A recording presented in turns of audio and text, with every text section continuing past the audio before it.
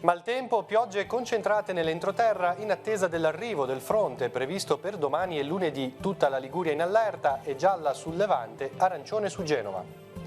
In corso a Chiavari l'aggiornamento dei dati per il censimento di abitazioni e negozi a rischio allagamento. Protezione civile in piazza intanto per informare sui comportamenti da tenere in caso di allerta. Fragilità e tenerezza, due parole chiave indicate nella veglia diocesana per vivere la compassione come missione. La buona notizia è l'unica che consola e che dà speranza. Comunione e Liberazione propone un momento d'incontro per far conoscere Tracce, la rivista che racconta ogni mese l'esperienza del movimento. L'appuntamento è a Chiavari per domani pomeriggio. Rapallo lancia una campagna di prevenzione contro la maculopatia degenerativa senile. In alcuni cantieri cittadini è stata fissa la griglia di Amsler per effettuare un controllo gratuito. Ai presidenti della Virtus Entella e del Golf di Rapallo è andato il premio Una mente sopra le barriere, riconosciuto l'impegno per l'abbattimento delle barriere sensoriali, culturali e architettoniche. Serie B, i biancocelesti non vanno oltre il pareggio al Comunale contro il Trapani, oggi è finita 1-1. Al vantaggio siglato da De Luca rispondono gli ospiti su calcio di rigore. Buonasera a tutti, bentornati al nostro telegiornale. Il meteo in apertura, tutta la Liguria interessata da un corposo passaggio perturbato che coinvolgerà tutto il fine settimana e la giornata di lunedì. Intanto vediamo anche la grafica aggiornata dal sito di ARPAL dove vediamo i colori dell'allerta che è gialla per quanto riguarda il nostro bacino, quello del Levante. Sono interessati tutti i bacini, piccoli, medi e grandi. Di fatto l'allerta viene prolungata per tutta la giornata di domani, sino alla mezzanotte, e invece è di colore arancione su Genova e sul suo entroterra sempre per tutta la giornata di domani. Ma per quanto riguarda le previsioni abbiamo intervistato un previsore dell'ARPAL, sentiamo. Quale sarà l'evoluzione meteorologica per questa notte dunque? Questa notte ci aspettiamo precipitazioni diffuse che andranno via via intensificandosi con il passare delle ore nella giornata di domani e poi anche in quella di lunedì. Questo pomeriggio nell'entroterra di Levante non è piovuto in maniera particolarmente abbondante, anche se qualche scroscio si è avuto nell'immediato entroterra di Rapallo e Chiavari. Il fronte più importante quindi è previsto più spostato sulla giornata di domani e nella notte tra domani e lunedì, è così?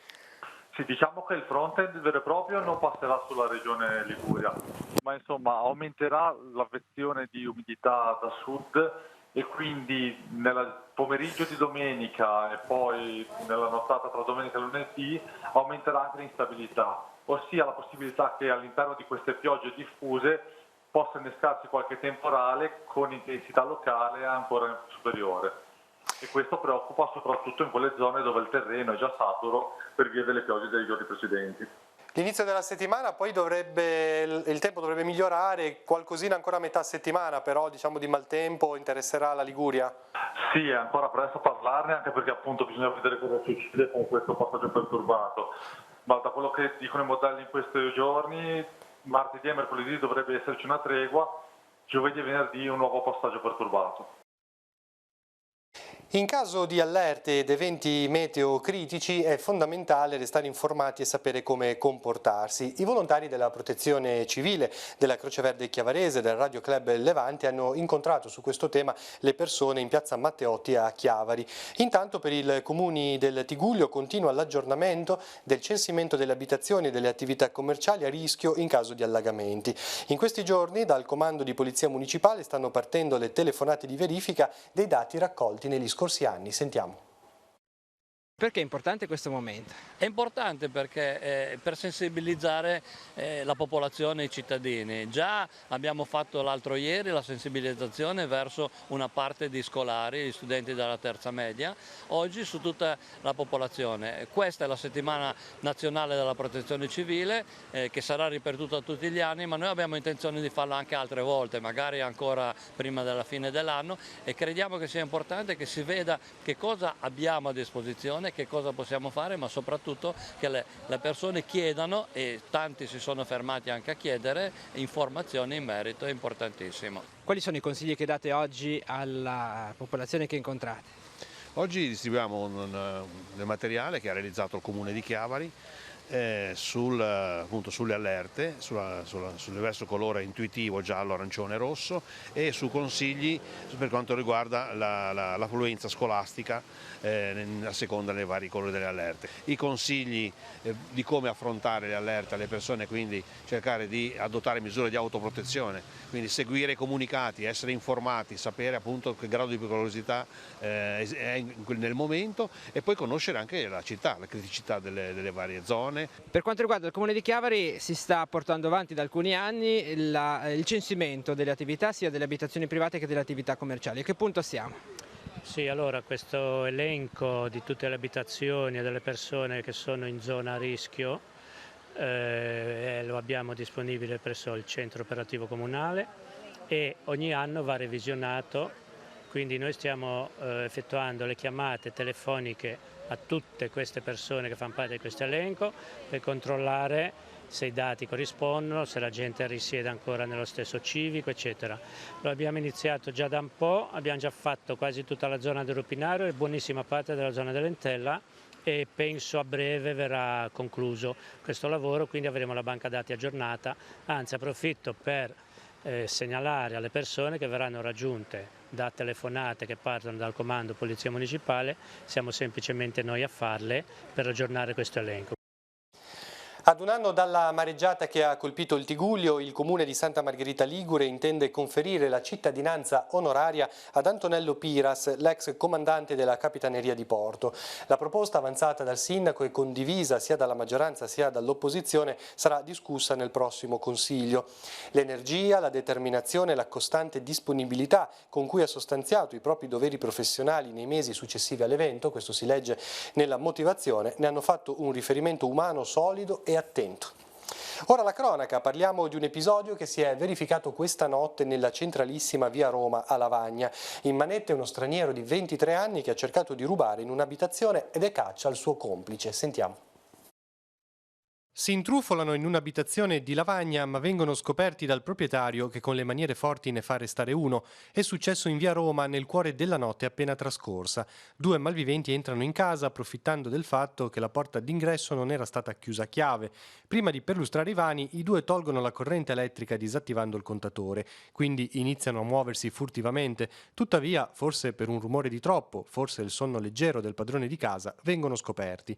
Il proprietario, percependo la presenza di una persona nell'oscurità della camera da letto, con grande coraggio e sangue freddo si alza di soprassalto e si para davanti alla porta della stanza per impedire la fuga al ladro.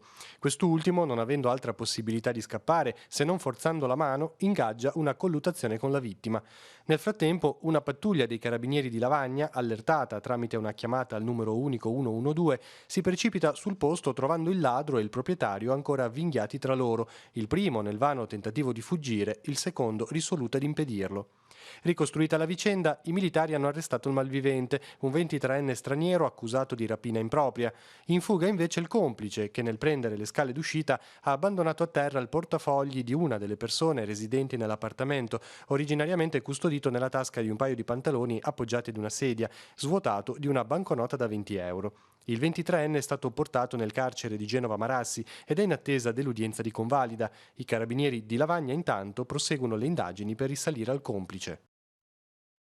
La Capitaneria di Porto di Santa Margherita Ligure ha emanato un'ordinanza che vieta l'ormeggio e la sosta alle imbarcazioni nella baia di Portobello a Sestri Levante. La decisione è stata presa in accordo con l'amministrazione comunale e sarà in vigore dal 26 ottobre al 30 aprile del prossimo anno. Nonostante i lavori di ripristino della diga, infatti, il Comune non esclude la possibilità di danni alle unità ormeggiate in baia in caso di eventi meteorologici simili a quelli della mareggiata di fine ottobre dell'anno scorso. I concessionari sono già stati avvisati nel corso di una riunione che si è svolta in settimana. Intanto si attendono i risultati di uno studio commissionato all'Università di Genova e che potrebbero suggerire la necessità di un ulteriore rinforzo della diga nella Baia del Silenzio. Il provvedimento della Guardia Costiera è consultabile sul sito della Capitaneria San Margheritese. I parcheggi al centro di un incontro questa mattina a Rapallo tra Comune e Polizia Locale, la Parking Service System, gestore del servizio. L'azienda ha messo sul tavolo 2 proposte: tariffe orarie agevolate per i residenti e la possibilità, per residenti e non, di usufruire di abbonamenti mensili solari in alcune delle aree di sosta a pagamento, escluso il lungomare per consentire la necessaria turnazione dei veicoli, essendo in una zona a forte richiamo turistico. È inoltre previsto il rifacimento degli impianti nel parcheggio di Piazza 4 Novembre, che verrà attivata una volta finiti i lavori di collegamento al nuovo depuratore. È prevista anche la sistemazione di una nuova sbarra, di una cassa automatica e un sistema di lettura delle targhe che consentirà il pagamento della sosta all'uscita e non all'ingresso come avviene attualmente. Dichiara il sindaco: ci riserviamo di valutare il piano nei prossimi giorni, sono anche al vaglio soluzioni green come l'installazione di colonnine elettriche. Siamo ora all'informazione religiosa del nostro territorio. Nel cuore del mese missionario, nella nostra diocesi, si è celebrata la veglia nella chiesa di San Giovanni Battista a Chiavari. C'eravamo anche noi, vediamo.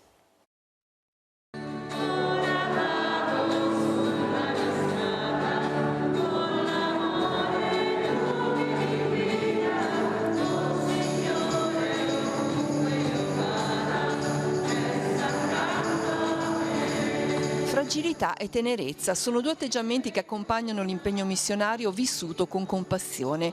Nella veglia, celebrata nella chiesa di San Giovanni a Chiavari, la teologa Maria Teresa Abignete della Fraternità di Romena ha preso spunto proprio da queste due parole. La fragilità è una condizione umana che appartiene a tutti. Saperla cogliere in se stessi e nel prossimo è uno stimolo per muovere il cuore a compassione. Credo che parlare di compassione significa prima di tutto parlare di fragilità.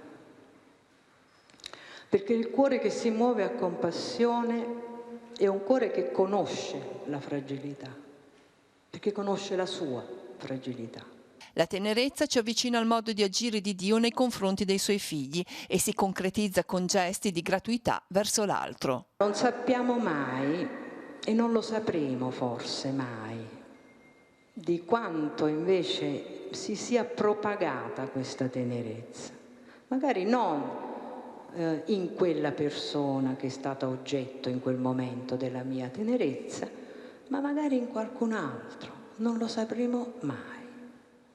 E questo secondo me è qualcosa di molto bello. Perché? Perché rientra nella logica della gratuità. La riflessione si è conclusa con un gesto, quello di lasciare sul palmo della mano di ciascun partecipante un'essenza profumata da portare a casa per ricordare un impegno che non si esaurisce. A conclusione, il vescovo Alberto Tanasini ha sottolineato l'atteggiamento di Gesù descritto nel Vangelo, di compassione verso la folla senza pastore. Nello smarrimento, la parola che salva è la buona notizia. Perché la buona notizia è consolante, soprattutto ridà speranza, ridà indirizzo di vita. La parola del nostro Dio non tramonta e rimane per sempre. Prosegue la visita pastorale che il Vescovo sta compiendo nelle comunità dell'ambito della Val Petronio. Domani mattina alle 10 sarà nella chiesa parrocchiale di Francolano a Casarza Ligure per la celebrazione della messa in occasione della festa di Nostra Signora della Speranza. Comunione e Liberazione propone in questo fine settimana in tutta Italia alcuni momenti di incontro per far conoscere la rivista Tracce, che racconta ogni mese l'esperienza del movimento, della Chiesa e della società. A Chiavari l'appuntamento è per domani pomeriggio alle 17:15 all'Auditorium San Francesco. Sentiamo. Perché proprio ora si è sentita quest'urgenza? Intanto perché questo è il mese missionario, è il mese a cui il Papa dedica una grande attenzione, ha chiesto una grande attenzione, dicendoci anche che il cristianesimo non si propaga per proselitismo, per acquistare persone nuove, ma per attrazione. Allora questo mese la rivista Tracce dice vieni e vedi, il cristianesimo è un'esperienza, per dire che per ciascuno di noi, per chi aderisce a Comunione di Liberazione, il cristianesimo è proprio qualcosa da guardare, una vita che attrae e che come all'inizio, come Gesù diceva vieni e vedi, ed era una persona che la gente guardava carica di stupore e di curiosità. Stessa cosa accade per noi. Allora Tracce questo mese propone una serie di esperienze di vita che ci piace far conoscere a tutti. Per questo abbiamo deciso di fare un evento pubblico per farle conoscere il più possibile. Tracce ha investito e si è rinnovato negli ultimi anni. Di solito che cosa c'è su Tracce? Ma su Tracce ci sono, dunque è divisa in un paio di sezioni, un primo piano in cui viene svolto il tema che è al titolo della rivista, in questo caso Vieni e vedi, e poi altre sezioni in cui vengono intervistati personaggi della cultura, personaggi della società, politici e alcune esperienze della vita del movimento nel mondo. Faremo un evento all'Auditorium di San Francesco domenica a partire dalle ore 17:15. In questo evento noi intendiamo permettere alle persone di entrare, anzi proporre alle persone di entrare dentro la rivista. E questo come?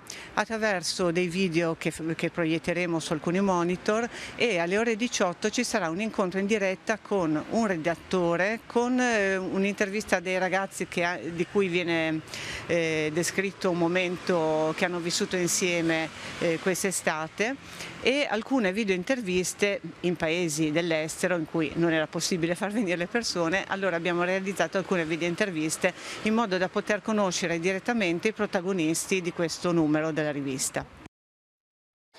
I Liguri d'America sono tornati in Fontana Buona. In mattinata a San Colombano Certeno gli è stata accolta una delegazione dell'Associazione dei Liguri nel Mondo con il presidente Mario Menini e la signora Vivian Cardia, che ha portato un contributo di $7.000 da destinare alle ricerche e alla promozione turistica del masso con incisioni rupestri, probabilmente di origini romane, scoperto lo scorso anno in Valcichero, sulle falde del Monte Ramaceto. La signora Cardia è originaria di Rossi di Lumarzo, il borgo fontanino, da dove ancora bambina partì con i genitori verso l'America anche Natalina Garaventa, la mamma di Frank Sinatra. Con questa iniziativa ha voluto ricordare la mamma Elsie Garaventa, che gestì per molti anni il famosissimo ristorante Beatrice Inn a New York, una sorta di ambasciata per tutti i liguri in visita a Manhattan. Nell'area Belvedere, dove termina la strada rotabile dei Prati di Cichero e da dove ha inizio il sentiero per raggiungere la località del Masso, il comune di San Colombano Certeno gli ha curato l'installazione di un pannello con notizie e foto del Masso e con un breve ricordo biografico di Elsie Garaventa.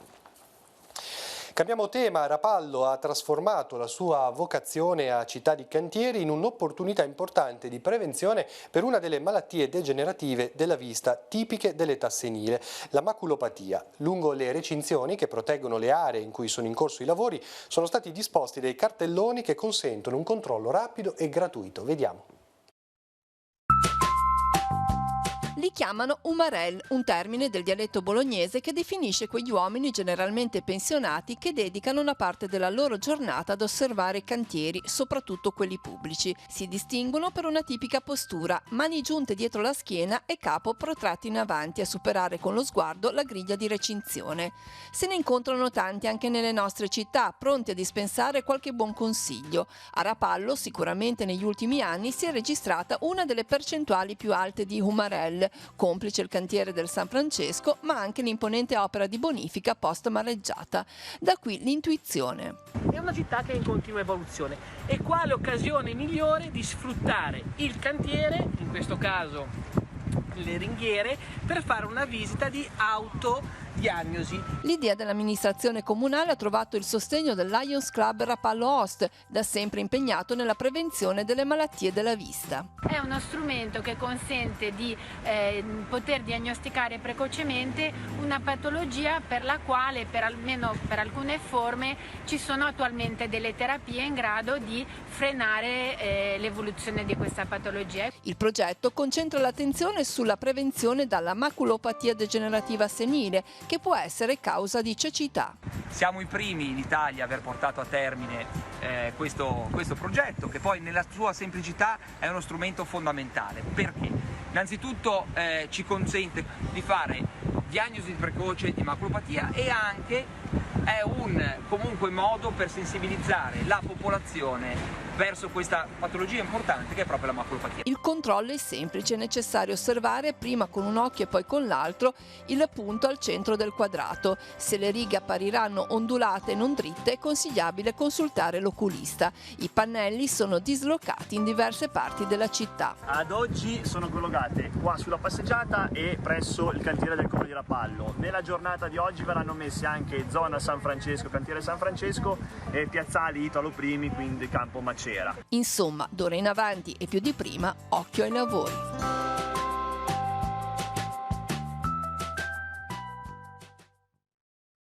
Sono andati ai presidenti della Virtus Entella e del Circolo Golf e Tennis di Rapallo i premi Una mente sopra le barriere, dedicato alla memoria del dirigente dell'Unione Italiana Cechi Enzo Vaglini.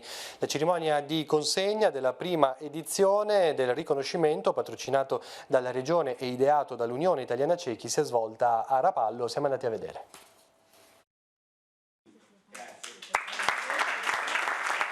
Questo deve essere un inno all'abbattimento delle barriere, cioè per una volta non denunce, non fatti clamorosi sui disabili, ma i disabili che invece premiano persone che hanno svolto e svolgono un'importante azione per l'abbattimento di qualsiasi tipo di barriera sia. Com'è stata l'integrazione con i colleghi?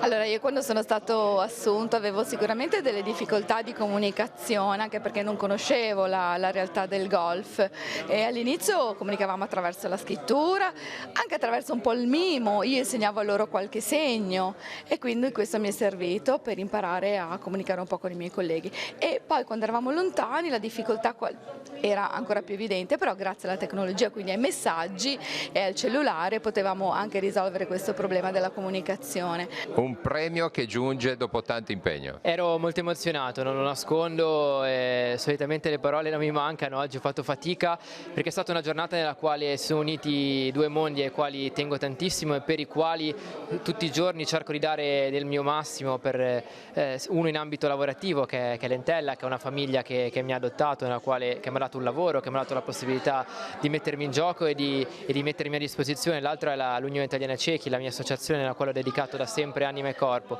e questo è un premio importante intanto per la memoria di Enzo Vaglini, che è stato un grande personaggio del mondo associativo e non solo, ma poi perché ci piacerebbe che diventasse una realtà e non un'eccezione il fatto che degli imprenditori, il fatto che dei lavoratori possano guardare oltre le barriere, guardare oltre le apparenze e dare la possibilità alle persone che nascono con una disabilità di mettersi in gioco e di poter dire la loro. Per noi il fatto di avere con noi Nicolò che lavora con noi, io lo considero una fortuna, non ritengo di meritare premi particolari per questo, perché è un ragazzo che merita tutta la fortuna che può avere, e merita di lavorare in una società professionistica, perché da professionista è il suo impegno, la sua dedizione, la cura con la quale cura ogni dettaglio, e da tifoso è invece l'incredibile entusiasmo che mette nel lavorare con noi.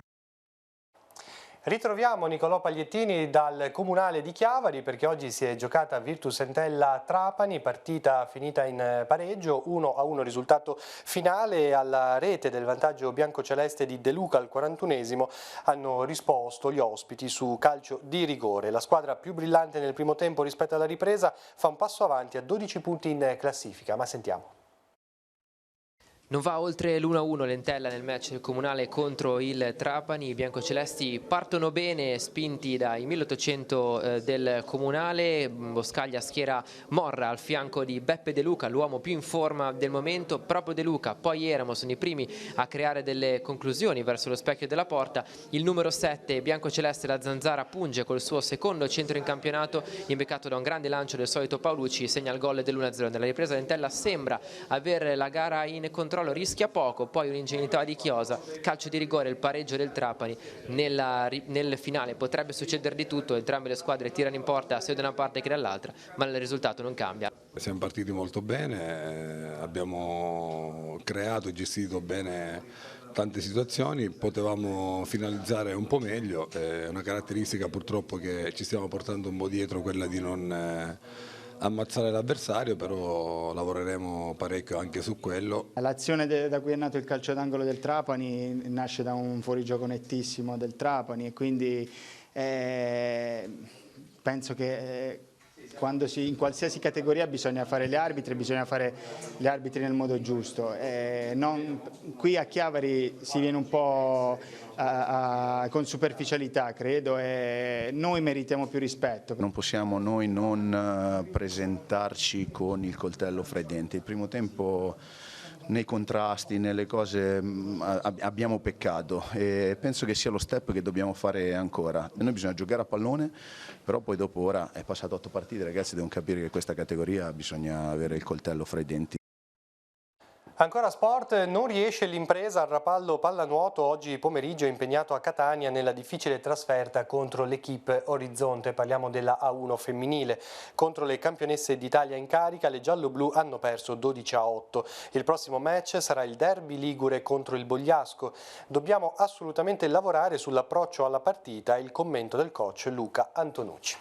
E siamo così agli appuntamenti. A causa del maltempo alcuni sono stati cancellati, quelli in programma per domani.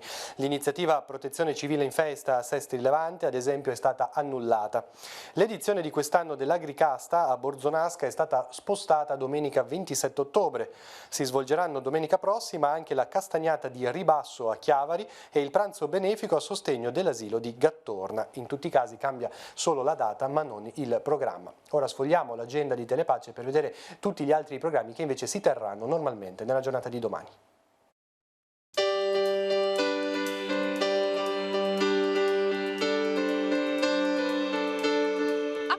In agenda per domenica 20 ottobre. In piazza Mazzini a Chiavari sarà presente un'autoemoteca dell'Avis per una raccolta straordinaria di sangue. Gli orari dalle 8:30 alle 12:30. Il mare a 2 passi è il titolo dell'escursione in programma dalle 10 a Chiavari. L'iniziativa rientra nel calendario d'ottobre volto a riscoprire la città. La partenza è prevista nella zona del Lido. Sagra delle Caldarroste San Colombano Certenoli, promossa dall'ACLI. Gli stand apriranno alle 12 e dalle 15 la festa sarà allietata dall'orchestra Luca Parpaiola. Nel pomeriggio distribuzione di Caldarroste. La struttura coperta garantisce lo svolgersi dell'iniziativa nonostante il maltempo. Comunione e Liberazione propone un incontro per far conoscere Tracce, la rivista che racconta ogni mese l'esperienza del movimento. L'inizio alle 17:15 nell'Auditorium San Francesco di Chiavari. Appuntamenti in agenda per lunedì 21 ottobre. Alle 16 nella sala Livellare di Via del Pino a Chiavari Daniele Lazzarin tratterà il tema Kazuo Ishiguro, i suoi personaggi, i suoi simboli e i suoi generi. La lezione fa parte del ciclo dei corsi di cultura. Alle 21 nella chiesa parrocchiale di Borzonasca Giovanni Impastato parlerà del suo impegno contro la mafia ricordando il fratello Peppino.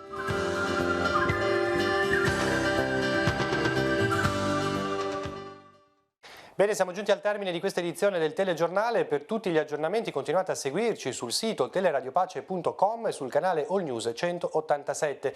Con l'informazione locale ci ritroviamo lunedì mattina con la rassegna stampa. Grazie per averci seguito, buon proseguimento di serata e buona domenica a tutti.